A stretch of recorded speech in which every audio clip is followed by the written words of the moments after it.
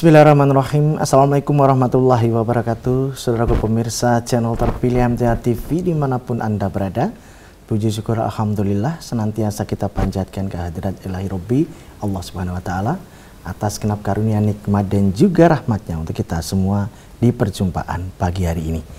Kita jumpa kembali di program unggulan kota kita dan alhamdulillah narasumber yang sudah hadir ada Bapak Insinyur Heru Sunardi MM. Beliau adalah Kepala Dinas Perdagangan Kota Surakarta. Assalamualaikum warahmatullahi wabarakatuh, Bapak. Waalaikumsalam warahmatullahi wabarakatuh. Kabar Pak Idan sehat pagi ini? Alhamdulillah sehat baik. Alhamdulillah iya. Tema kali ini 9 bahan pokok jelang Nataru, Natal dan Tahun Baru ya Pak Heru ya. Iya. Dan pemirsa nanti bisa bergabung bersama kami. Silahkan di line telepon 0271 679 3000, SMS dan juga di WA kami di 08 11 255 3000 ya. 9 bahan pokok ini formasinya masih 9 saja ya Pak. Nggak ada perubahan ya. Silakan. Oke. Jadi sekarang yang menjadi pemantauan itu yang namanya Bapokting, bahan pokok penting pangan itu tidak hanya 9. Wah, ya. Namun sudah ditambah karena itu dianggap sesuatu yang memang sangat-sangat dibutuhkan oleh masyarakat. Sekarang berapa angkanya? Sekarang kita pantauannya itu 26. 26 ya? 26. Dari Jadi, 9 ke 26. Iya, kalau dulu kan hanya beras, minyak, ya toh, terigu, telur, ayam, daging. Sekarang sampai garam, susu bubuk, mie instan itu menjadi bagian yang menjadi pantauan karena kalau yang masih konsisten 4 sehat 5 sempurna ya. Iya. Iya. Coba Pak, 26 itu dari yang 1 ke nomor 26 apa saja coba? Jadi sekarang pantauan kami ini sesuai, kami juga mengacu dari Kementerian Perdagangan, itu ada beras, gula pasir, minyak goreng, tepung terigu, bawang merah, bawang putih, telur ayam, daging ayam, ya toh, garam, cabai merah, cabai besar, daging sapi, kacang tanah, jagung itu juga sekarang masuk, kacang hijau, ketela pohon itu umbi-umbian, terus ikan laut, ikan tawar itu, terus susu bubuk, mie instan, tempe dan bawang bombay. Jadi produk-produk ini yang memang sangat-sangat dibutuhkan oleh masyarakat dan kita menjamin ketersediaannya dan pengendalian harganya. Soalnya supaya tidak terjadi panik di masyarakat. Ya, itu kan itu pilar utama dalam ketahanan pangan nasional ini. Iya, betul. Ya, dan sekarang sensitif ya. Iya. Soalnya 1 atau 2 elemen tadi sedang dalam keadaan tidak stabil, kegaduhan terjadi. Oh, pasti ya. Nanti akan terjadi kepanikan kan seperti itu. Jadi intinya kalau bisa sebenarnya kita itu ya kemandirian pangan. Itu kalau bisa itu ya kita bangun supaya nanti kita mempunyai produk-produk yang bisa mencukupi atas kebutuhan masyarakat dan ditambah lagi kalau bisa malah kita bisa mengekspor. Nah, itu yang diharapkan. Namun kalau toh itu belum bisa, tapi bagaimana supaya bahan-bahan tersebut itu dalam peredaran di pasar, pemerintah mempunyai kewajiban untuk mengendalikan terkait dengan ketersediaan bahan pokok ini ada atau tidak, cukup atau tidak, lancar atau tidak. Yang kedua terkait dengan pengendalian harga. Harganya itu terjangkau tidak? Apakah harganya itu istilahnya sampai terjadi harga yang naik drastis, itu juga tidak dikehendaki. Boleh naik, ya toh. Boleh naik, tapi naik yang wajar. Ya. Boleh turun, nanti turun-turun yang wajar juga. Karena apa? Nanti kalau turun petaninya yang rugi. Kita dilema ya? Dilema, sehingga tugas itu akselerasinya itu bisa sejalan kan seperti itu. Ini berat loh ya ini. Ini termasuk 50% porsi kerja presiden. Kan kalau dinaikkan, ya kan, daya belinya turun, kena ya. Iya betul. Kalau diturunkan, petaninya, produsennya, kena juga. Ya. Nah, ini pemerintah harus hadir. Yang saya sampaikan tadi, bagaimana supaya pengendaliannya itu tetap terjaga, sehingga kalau melihat fluktuasi ya atau grafik, ya istilahnya itu jangan sampai ada gejolak yang sangat ekstrim ya. Ekstrim. Kalau naik pesawat terjadi turbulensi, ya perubahan yang sangat mendadak itu. Jadi istilahnya landai. Ini peran pemerintah harus hadir. Bagaimana supaya bahan-bahan pokok penting ini tersedia di pasaran atau di pasar, apalagi ini menjelang Natal dan Tahun Baru. Jadi yang karena itu bagian dari event agama, budaya masuk di situ, yang namanya Natal, itu nanti kan namanya Tahun Baru, lagi. betul berdekatan. Oh ya, nanti kita April sudah Lebaran makanya lagi. Makanya kan nggak jauh ya, ya. ini. Wah, kalau Lebaran itu sudah kita harus ekstra. 4 loh Pak. Iya, kita harus ekstra kalau Lebaran itu. Idul Adha juga. Iya. Nanti beberapa waktu ke depan akan berjajar 4 event besar ya kan? Iya. Natal, Tahun Baru, Lebaran, Idul Adha. Iya. Mungkin dalam sekian tahun yang datang itu nanti masuk di ya, bulan masuk Desember Januari. Satu zona waktu bersamaan dalam bulan yang berjalan ya. Ya, kalau sebenarnya kan analisanya sejauh mana Pak? Orang-orangnya itu juga. Yeah. Dari Januari sampai Desember kan itu juga. Yeah. Tapi kenapa kok tiba-tiba di titik-titik tertentu terjadi demand yang begitu ekstrim? Jadi kalau di pengamatan kami pada momen-momen tersebut itu istilahnya itu kan permintaan pasti meningkat. Yang dulunya misalkan itu produk roti itu tidak sebesar atas permintaan Natal Tahun Baru, produk roti itu kan akan meningkat. Roti itu bahan bakunya dari terigu, dari mentega, dari telur, dari gula pasir. Kalau kebutuhannya itu meningkat, biasanya itu akan diikuti juga harga itu walaupun sedikit juga meningkat. Jadi penyumbang bahan bakunya itu. Ya. Lah, hal-hal seperti itu ya kita harus mewaspadai bagaimana termasuk nanti stok-stok itu untuk sekian minggu ke depan, sekian bulan ke depan, itu harus kita proyeksikan, kita prediksikan. Apakah misalkan gula pasir yang ada di Solo ini cukup untuk 1 minggu ke depan, 1 bulan ke depan, 2 bulan ke depan. Lah, kami harus berkoordinasi dengan Bulog, dengan istilahnya itu pedagang besar yang mendapat izin untuk mengambil gula, istilah itu kami sudah berkoordinasi. Apalagi di Solo itu lain dengan kabupaten tetangga kita atau mungkin di kabupaten lainnya. Apa ini? Kalau di kabupaten itu misalkan ada stok beras atau gula sekian ton, itu kan proyeksinya itu hanya cukup dibagi untuk jumlah penduduknya. Saya punya jumlah penduduk 1 juta. Oh, berarti kalau kebutuhannya per hari seperti ini, kita punya stok sekian masih cukup untuk sekian hari ke depan atau sekian bulan ke depan. Kalau target acuannya ada ya? Ada. Ini yang membedakan Solo dengan kabupaten lainnya. Kalau Solo itu kan barang itu lebih kalau kita bagi dengan jumlah penduduk. Lebih banyak barangnya ya? Lebih banyak barangnya, tapi itu tidak bisa digunakan diprediksi, diproyeksi, oh ini angka ini akan cukup sekian. Karena apa? Produk-produk yang ada atau hasil barang-barang yang ada di Solo ini tidak hanya untuk mencukupi masyarakat Solo, namun juga mencukupi di masyarakat sekitar Solo. Sampai ke Pacitan, Gunung Kidul, Jogja, Purworejo. Itu kalau lihat di Pasar Legi itu ya. Dari Pacitan truknya bawa kelapa.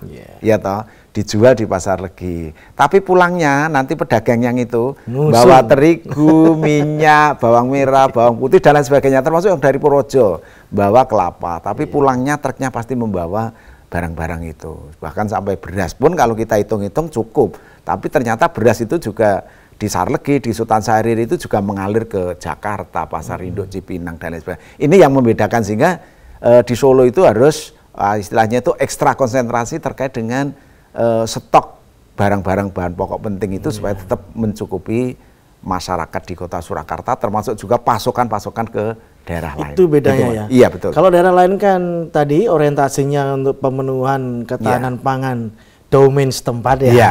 Tapi jumlah kalau dibagi jumlah penduduk akan ketemu. Kalau Solo ini rumusnya lain. Iya. Karena ada pembesaran di angka kebutuhan itu. Iya. Karena kontribusi dari yang non Solo ya, Pak. Iya, betul. Jadi bisa dikatakan ini zona perdagangan ya. Iya. Jadi Memang benda yang beredar itu tidak mutlak untuk kebutuhan orang lokal Solo juga ya. Iya. Ya.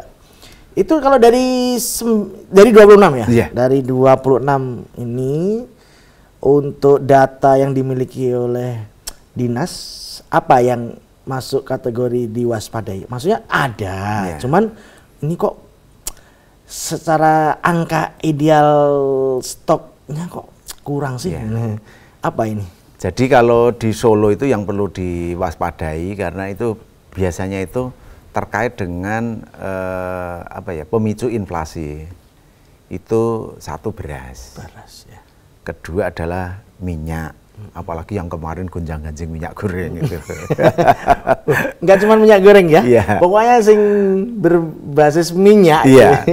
Terus terigu, bawang merah, bawang putih, cabai itu kadang-kadang itu sampai menentukan angka inflasi karena apa? Yang terjadi harganya itu melebihi sepedas rasanya. Iya toh. Datang dan perginya tak diundang dan pergi sendiri. Betul. Ya, kadang-kadang cabai rawit itu kadang-kadang tahu-tahu bisa melonjak sampai ke angka 100 lebih kan. Biasanya itu angka-angka ideal itu kan di 30 sampai 40. Tapi pada saat-saat tertentu mungkin luasan tanam berkurang, mungkin ada kebencanaan gagal panen, harga cabai rawit itu harganya itu bisa mencekik. Harganya sepedas rasanya. Dan itu juga berdampak terkait dengan angka inflasi yang ada di Kota Surakarta. Itu. Bapak merasakan enggak kalau sekarang ini kayak semacam bursa saham nih, harga ini. Satu pekan itu bisa-bisa 3-4 kali ada perubahan. Analisanya sampai segitu enggak? Kita sampai seperti itu. Jadi gini ya, kita kan itu kan kayak bursa saham itu. Kita itu kan tiap hari itu ada harga pantauan. Jadi yang pasar kami pantau itu adalah pasar gede, pasar legi, dan pasar nusukan. Iya. Dan 3 pasar ini bisa terakses sampai ke provinsi, bahkan sampai ke tingkat pusat di Kementerian Perdagangan. Harga-harga itu. Kita harus jeli pantauan itu tiap hari. Sehingga kita itu bisa mengetahui apabila nanti tiap hari kok harga terlalu naik, kan kita bisa menanyakan kepada pedagang besarnya. Ada apa ini kok naik? Ya, seperti itu. Oh, di sana gagal panen karena banjir misalkan. Oh, di sana luasan tanam sudah habis, ini nunggu tanam berikutnya yang mungkin seminggu 2 minggu lagi baru panen. Nah, di saat menunggu ini kan pasti harga naik. Lah, peran kami kalau terjadi seperti itu ya cepat-cepat mungkin mengakses daerah-daerah penghasil barang yang dibutuhkan oleh masyarakat Kota Solo dan sekitarnya supaya segera masuk ke Solo sehingga nanti bisa untuk mengendalikan harga. Selain tugas-tugas kami misalkan di operasi pasar dan lain sebagainya. Itu salah satu langkah-langkah yang harus dilakukan oleh pemerintah Kota Surakarta. Ya. Kalau ada operasi pasar begitu ya, itu seefektif apa sih? Apa sehari 2 hari atau bisa sampai sepekan 2 pekan? Ya kalau operasi kadang-kadang kita itu 3 hari 1 minggu, tapi minimal efeknya itu bisa itu minimal bisa menjawab terkait dengan masyarakat yang sangat membutuhkan. Artinya gini, ini bang kemana ini? Ya, cabai kok nggak ada. Kita misalkan ada bawang merah.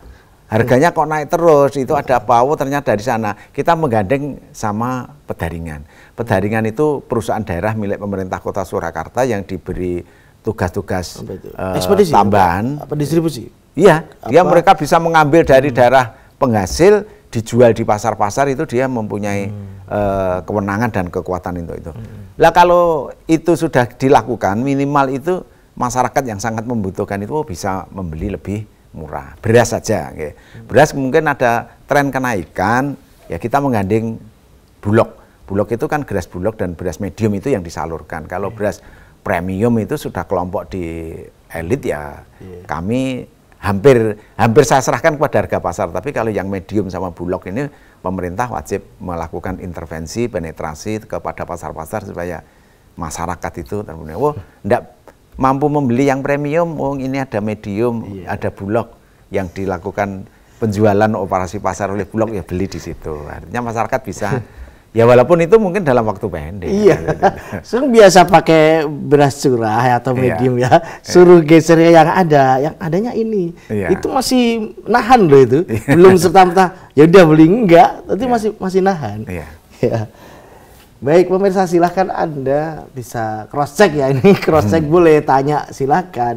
Ini mumpung ada kesempatan baik, ini yang punya kewenangan ini otoritas ya, otoritas di Kota Surakarta beserta segala dinamika aktivitasnya di perdagangan.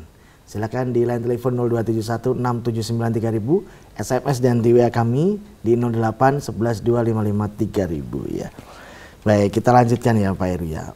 Karena kan ini gini, sedikit banyak kan saya ikut merasakan kan, saya ada digerak di sektor pangan beras ya. Dalam satu pekan tuh ada perubahan harga 2-3 kali. Lah ini apa bedanya kalau saya ini ikut bursa saham nih? Perasaan kemarin pagi sudah ada koreksi harga, tren naik. Tiba-tiba habis sholat subuh itu harga kenaikan lagi loh. Aduh, aku baru rilis harga, ini harus saya tarik lagi harganya. Wah, ini sebenarnya kalau kita pikirkan setiap item itu kan punya semacam gudang ya. Kalau beras bulog, kalau apa yang lainnya? Ya gula pasir juga bulog, terigu ya. Yang itu yang tepung-tepung dan berbahan dasar itu. Kacang-kacangan apa juga bulog juga? Oh, enggak. Beda. Nah, itu apa itu? Kalau kita trennya di masyarakat kan itu beras bulog lah. Ya yang lain itu siapa? Brambang, bawang, terus cabai, ikan, itu siapa itu? Jadi sebenarnya tiap-tiap daerah itu diberi keluasaan untuk membangun jaring distribusi perdagangan harga bahan pokok penting itu supaya stabilitas harga, baik pasokan dan harga jualnya itu ya istilahnya normal lah, tidak terjadi. Misalkan di Solo ini untuk pengendalian seperti itu pendaringan diberi tugas penugasan. Sebentar. Saya break dulu ya. Pedaringan ini nama apa nih? Nama tempat, nama dinas. Jadi pedaringan itu istilahnya itu perusahaan daerah. Oh begitu. Jadi perdagangan umum dan pergudangan. Itu singkatannya ya? Iya. Oh iya. Ini apa ini? Ini perusahaan daerah. Oh perusahaan daerah? Perusahaan daerah. Perusahaan milik daerah. Oke, kalau swasta itu kan PT atau CT. Betul. Tapi kalau ini daerah itu namanya Perumda. Perumda atau Perumda ya? Gitu. Jadi selevel dengan PDAM. Iya. Kalau PDAM kan pasarnya itu air kebutuhan masyarakat. Kalau ini kelembagaan seperti itu ya. Betul. Iya. Nah itu tugasnya untuk melakukan itu. Terkait dengan ada harga-harga yang perlu pemerintah lakukan intervensi dan penetrasi terkait dengan harga, itu kan pedaringan itu diberi kewenangan untuk pengadaan dan langsung operasi ke pasar. Ya, toh. Mereka juga sudah kerjasama dengan misalkan bawang merah, dengan Brebes, dengan Nganjuk, cabai dengan Jember, Banyuwangi, itu sudah punya akses kerjasama sehingga kalau butuh berapapun. Termasuk nanti kalau misalkan kendalanya itu terkait dengan transportasi, tapi kalau di Jawa enggak akan terjadi itu. Misalkan saja kendala transportasi, pemerintah sendiri sudah diberi kekuasaan, kewenangan terkait dengan subsidi transportasi. Jadi kendaraan truk untuk mengangkut dibayar dari pemerintah, datang ke Solo dijual supaya harganya itu tetap terjangkau. Karena nanti kalau ditambah harga dari sana ditambah biaya transportasi pasti menjualnya kan tinggi. Tapi kalau transportasinya sudah disubsidi oleh pemerintah Kota Surakarta, artinya kan mereka hanya harga dari sana, tenaga harus dijual berapa, kan selisihnya marginnya itu dibikin jangan sampai terlalu tinggi karena apa? Supaya harga itu tetap terjangkau oleh masyarakat. Kan seperti itu. Ya, ini itu tadi saya nggak dengar kata-kata telur ayam ya. Itu masuk ke mana itu? Telur ayam juga sama. Telur ayam itu kami juga Nggak masuk ke 26 ini ya? Oh, masuk juga. Tadi sudah saya sebutkan telur ayam juga. Oh, telur ayam sudah ya? Sudah, ya. Jadi kalau telur termasuk kreasi kami, kreativitas kami itu juga kerjasama dengan pemerintah Kabupaten Karanganyar misalnya. Karanganyar, ya betul. Terus kami juga diberi akses untuk ke peternak telur, ayam telur. Bisa di daerah Gondang Rejo, mungkin bisa di daerah mana-mana lah, Jumantono dan lain sebagainya. Artinya apabila pedagang-pedagang besar kami di Pasar Legi itu telur itu mengalami pasokan dari luar yang bukan biasanya itu kurang, kami bisa mengakses ke situ supaya telur itu bisa masuk ke Pasar Legi sehingga harga itu bisa stabil. Jadi ya sejauh itu langkah-langkah pemerintah terkait dengan pengendalian harga-harga, apalagi di menjelang hari-hari besar keagamaan, tahun baru, ini pasti kebutuhan-kebutuhan itu meningkat. Karena apa? Aktivitas masyarakat juga meningkat. Yang dulunya misalkan tidak pulang kampung. Yang biasanya dulu tidak membawa oleh-oleh kue, membawa oleh-oleh biasanya kue. Makan sehari 3 kali. Yang biasanya tidak jajan. Nah itu kan dampaknya juga besar. Tapi multiplayernya terhadap pertumbuhan daerah atau kota itu ya tinggi. Akhirnya multiplayernya itu sampai kemana-mana. Akhirnya pasarnya rame, petani pemasoknya juga lancar, parkirnya rame, kulinernya, warungnya juga omsetnya meningkat. Tapi dampaknya yaitu harga-harga pasti akan sedikit naik. Lah ini peran pemerintah ini yang harus ambil peran yang perlu. Bagaimana kenaikan ini tidak sampai kenaikan yang istilahnya liar tidak terkendali. Kalau tidak terkendali nanti munculnya pasti panik buying, masyarakat merasa kurang, sudah punya masih beli. Iya, betul. Di rumah sudah punya beras 5 kilo, ada jualan beras 5 kilo, beli lagi, akhirnya punya 10.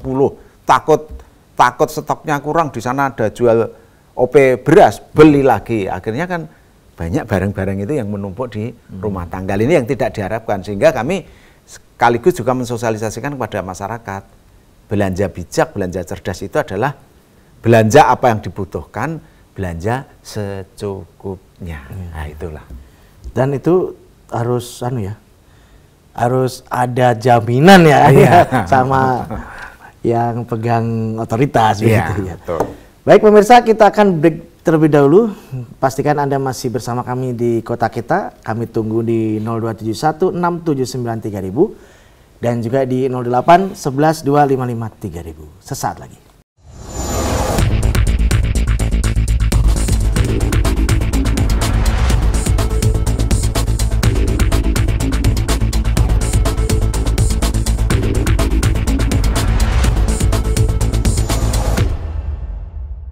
Baik saudaraku pemirsa channel terpilih MTA TV dimanapun Anda berada, terima kasih Anda masih setia bersama kami, khususnya di program unggulan Kota Kita. Masih bersama Bapak Insinyur Heru Sunardi, MM, Kepala Dinas Perdagangan Kota Surakarta, yang tadi sudah kita berbincangkan terkait dengan tema pagi ini, yaitu 9 bahan pokok jelang Natal dan Tahun Baru, dan juga jelang Lebaran dan Lebaran Haji.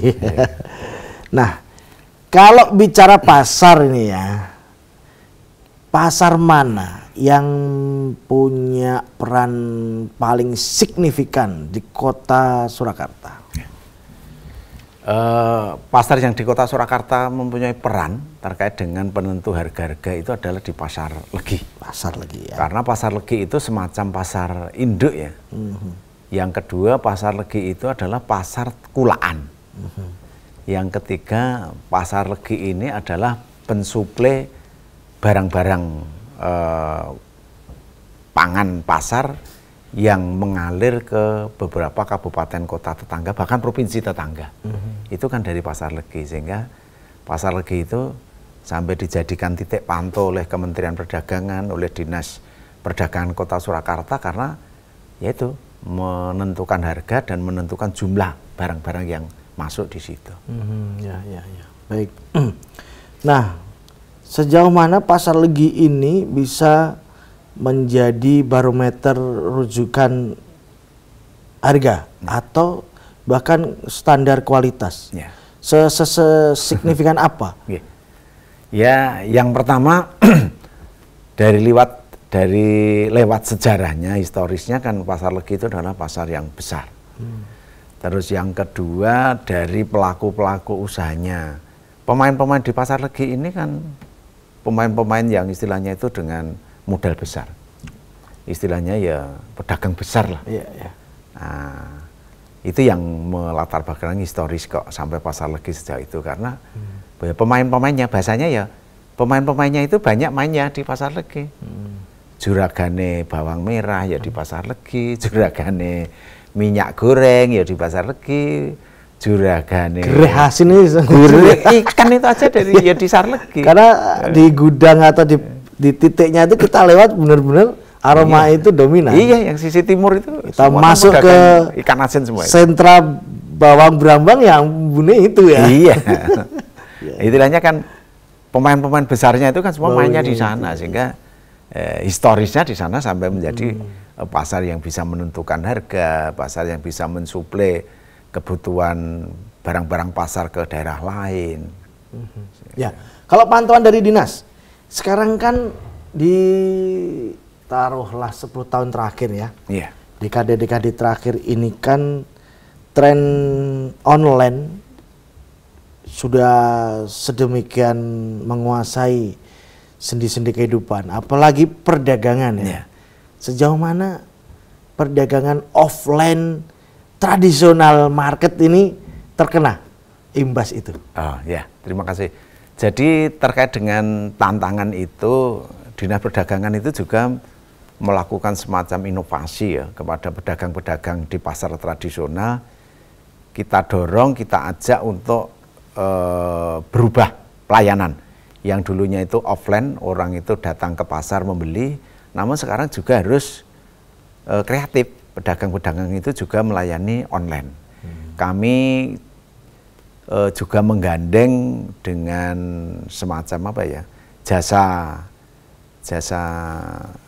penjualan, misalkan dengan marketplace ya, misalkan dengan Grab, dengan Gojek, artinya orang di rumah juga bisa belanja di pasar tradisional tanpa harus datang. Kalau di Pasar Legi misalkan itu GrabMart, di Pasar Gede GrabMart, ya toh. Terus di beberapa pasar lainnya Just Tip, jasa titipan itu kan produk-produk pelayanan online supaya pasar tradisional itu juga mempunyai daya saing terkait dengan sistem yang sekarang itu sudah online. Karena kalau semua harus menunggu orang datang ke pasar belanja, karena kesibukan orang sekarang kan banyak. Terus banyaknya layanan-layanan online itu kan juga masyarakat kita sudah mulai mengarah ke sana lah, supaya pasar itu tetap masih eksis, tidak ditinggalkan oleh konsumennya. Pasar-pasar kita dorong kepada pedagangnya. Kami juga bekerja sama dengan beberapa marketplace supaya pasar-pasar tradisional juga melayani dengan transaksi jualan online. Apa yang biasa dilakukan oleh pemain nakal biasanya yang bisa ditangkap oleh dinas ini yang pernah punya pengalaman di sektor apa? Kayak apa sih mereka memainkan kenakalan perdagangan ini? Apakah numpuk barang? Kalau numpuk itu numpuknya di mana? Apa juga gudang di Pasar Legi gitu loh? Apa dia harus keroyo-royo atau harus berpayah-payah beli sebuah gudang di area yang agak terpencil atau gimana? Kita tuh pengen tahu, karena kadang kan gini, wah ini kok katanya harga naik, oke lah kalau barangnya ada, tapi kalau udah diberitakan naik tapi barangnya nggak ada, kan hilang, lenyap dari pasar. Loh, harusnya kan nyari itu di pasar ada, tapi ini nggak ada. Oh ini ada pemain ini spekulan ya itu. Sejauh apa analisa dari dinas jadi ini? Terkait dengan pengawasan bahan pokok penting, pemerintah Kota Surakarta, Dinas Perdagangan itu juga menggandeng yang namanya Satgas Pangan, itu yang keanggotaannya juga dari kepolisian. Artinya apa? Apabila ada indikasi dijumpai barang-barang yang masuk di Solo, di pedagang besar, namun barang itu ya, bahasanya itu tidak segera dilepas, dikeluarkan. Itu kan akan terjadi kelangkaan barang. Nah, itu nanti yang akan mengambil alih terkait dengan tindakan penindakan itu adalah di Satgas Pangan kepolisiannya itu. Kenapa punya barang kok melebihi stok sedangkan di pasar kurang kok gudangnya penuh? Bahkan itu sampai bisa dipidanakan. Nah, itu langkah-langkah untuk menjaga stabilitas pangan itu supaya terkendali, barang itu ada dan terjangkau itu pemerintah sampai membentuk semacam kelembagaan dan organisasi sampai masuk ke ranah-ranah apabila dijumpai, diindikasikan beberapa pelaku pedagang itu melakukan istilahnya itu nyetok barang atau nimbun barang. Ini kan pelakunya pasti pedagang besar. Ya, mungkin pedagang kecil ya kan. Pedagang kecil yang menjerit soalnya ini ya. Ya, yang jadi korban itu sebenarnya kan pedagang yang kecil. Iya toh. Yang seperti Mas sampaikan tadi beras itu toh. Pada hari ini harganya masih 11.500. Ya sudah kita menjual 11.500 ya. Tapi kita itu tahu-tahu harganya sudah naik lagi ke 12.000. Mau kulaan itu kan sudah tidak nyukup. Kalau kemarin misalkan bisa ambil 1 ton dengan harga penjualan seperti itu, karena ini kenaikan kita tidak dapat 1 ton. Begitu kita kulaan lagi ternyata harga tahu-tahu turun. Sedangkan stok kita itu dengan kulaan besar itu belum turun. Akhirnya yang menjadi korban siapa? Ya pedang-pedang kecil. Padahal naik sama turun, itu naiknya cepat, turunnya enggak gitu. Nah, itu yang harus pemerintah hadir untuk melindungi para pelaku-pelaku usaha itu supaya tidak terjadi tingkat kerugiannya seperti itu. 10 tahun, 1 dekade itu naik berapa kali, turun berapa kali tuh skornya. Karena kalau sudah terjadi kenaikan itu pemerintah itu pasti akan mengambil langkah-langkah supaya harga itu turun kembali. Soalnya kalau turunnya yang terkena pedagang kecilnya itu, karena kemarin sudah mengambil di harga tinggi, belum habis, ya ternyata harga sudah diturunkan lah. Inilah peran pemerintah terkait dengan survei harga, monitoring harga, operasi pasar ini supaya menjaga keberlangsungan dan stabilitasnya itu tidak sampai naik turun. Soalnya kan kita pernah lihat di beberapa media sosial dan itu kan sampai ada petani tomat, terus kubis, terus apa itu kan sampai di sebar-sebar dibuang semuanya ya. Ini ngapain saya kalau manen ini justru rugi. Mending sudah dibusukkan. Tak ubahnya misalkan dulu pedagang peternak ayam pedaging. Harga pakan dinaikkan sama pemain-pemain. Mau dikasih makan, harga pakan tinggi, harga jualnya daging tidak ngoyak. Iya toh. Tapi kalau tidak dikasih makan, ayam itu mati. Akhirnya kan sampai diobral ke kampung-kampung. Nah sebenarnya itu yang tidak diharapkan oleh pemerintah juga. Termasuk kami juga mengajak kepada para peternak-peternak itu juga cerdas. Arti cerdas itu gini loh, tren itu sebenarnya kan berlaku setiap tahun. Yang kedua cerdasnya itu kalau memang di mana-mana itu booming semua beli bibit untuk ayam daging kok banyak sekali, itu nanti sekian bulan yang akan datang, 1,5 bulan yang akan datang, harga itu pasti akan turun karena akan terjadi lonjakan produksi yang tinggi. Namun saya supaya ini itu bisa dikendalikan. Nah, kita yang mengalami rada kesulitan di sini karena apa? Kita itu belum bisa sampai bibit telur yang ditetaskan untuk menjadi ayam daging itu berapa ribu, berapa kan. Nah, itu harus pengawasannya kan sampai di tingkat pusat. Kalau di daerah kan tidak sampai sejauh itu untuk bisa menjangkau. Termasuk telur kan juga seperti itu. Satgas Pangan ini di bawah siapa?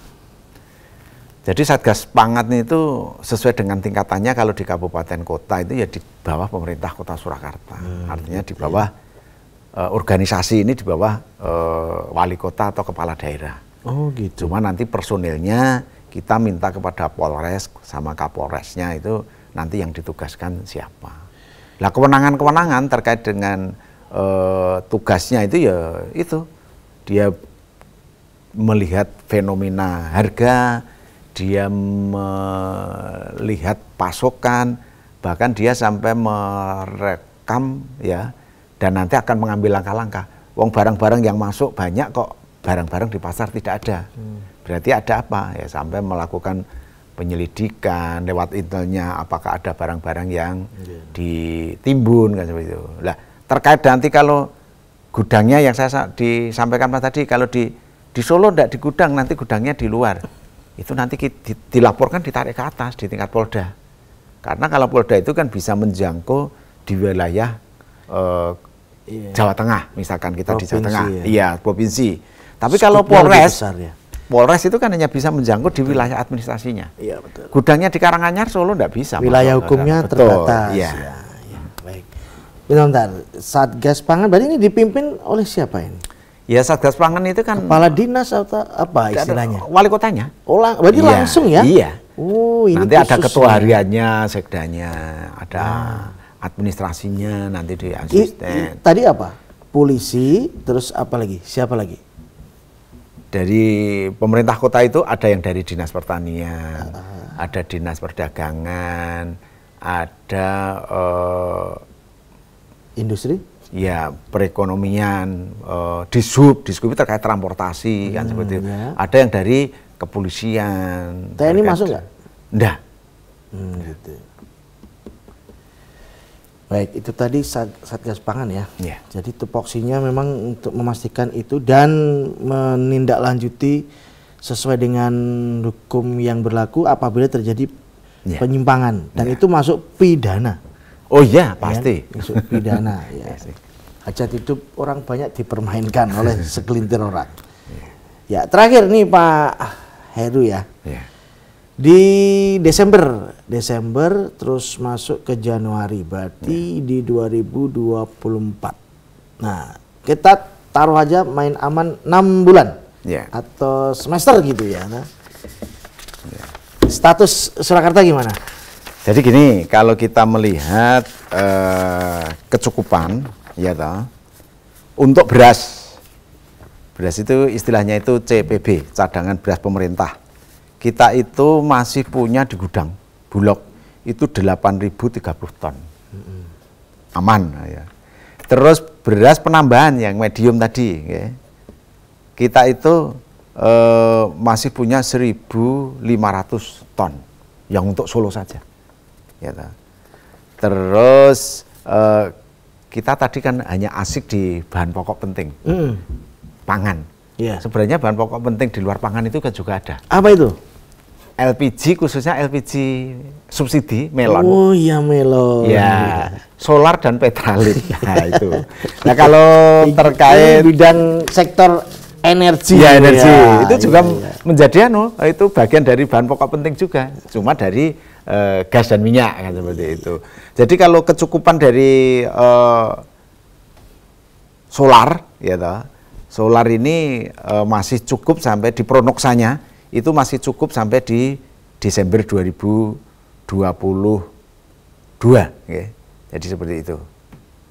Terus di petraletnya, ya, petraletnya itu walaupun ada kenaikan konsumsi, tapi Pertamina menjamin aman sampai pasca tahun baru.